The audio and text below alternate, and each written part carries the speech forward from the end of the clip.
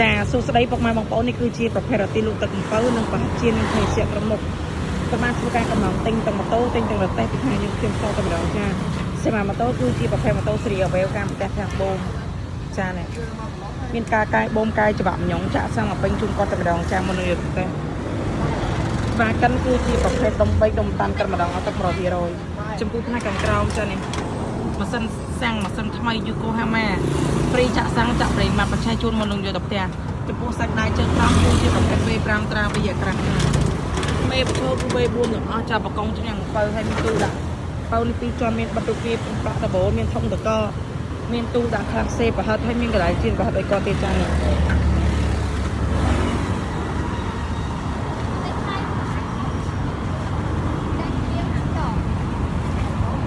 រកអស់ហើយចានេះម្ចាស់គាត់មកពីព្រៃវែងគាត់ចាំយកចាសម្រាប់ពុកម៉ែបងប្អូនដែលគាត់មានតម្រូវការចង់កំងគាត់ទៀត